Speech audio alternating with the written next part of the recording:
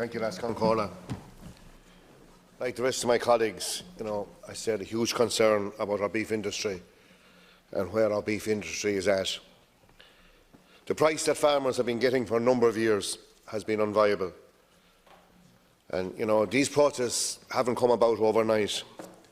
The desperation by family farmers about their way of life, that their way of life was disappearing from under them.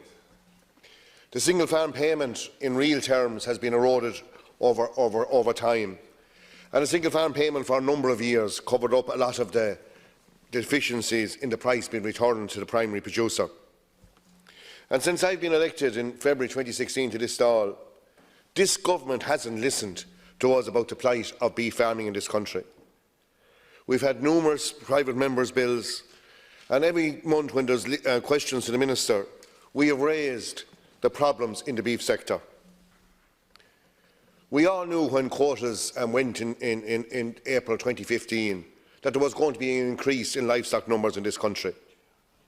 But we have failed to have the safety valve of live exports adequately utilised.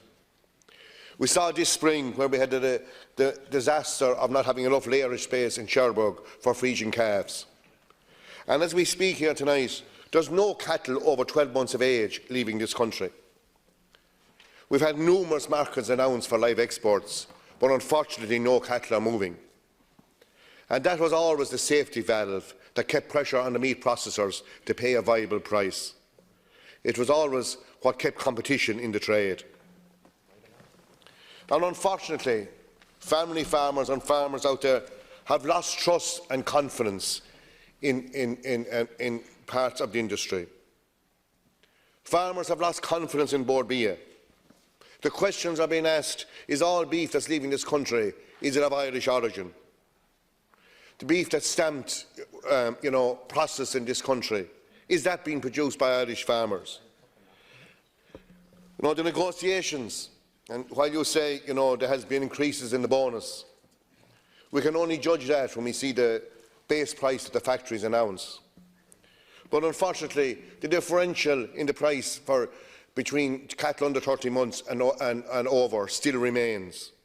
The four-movement rule, while there has been some movement on the residency, none of these issues have been resolved to the satisfaction of farmers out there.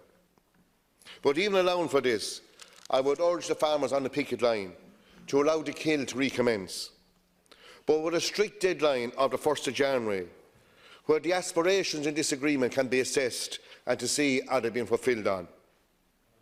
We need to get the autumn kill underway. Farmers out there need to sell cattle, but they have to be given assurances that what's in this agreement won't be allowed gathered dust, and that, that the aspirations in this agreement will be examined carefully and delivery thereon. The Competition Authority has failed farmers. I can give numerous examples of how this has happened, and we need an independent authority to be brought in to examine fairness in this industry. Whether it is for rendering or for price, we need the Competition Authority to be brought to task. And just before I hand over to other members of my party, I'd just like to quote at the Ag Committee meeting a couple of months ago. We had the Competition Authority in to examine a scheme between Keepack and Glanbia. And under cross-examination, the head of the Competition Authority told us that the scheme was uncompetitive, but because it was only for a small segment of the marketplace, she wasn't going to do anything about it. And I said to her on that day, so it is okay for a processor to sin a little, but not sin a lot.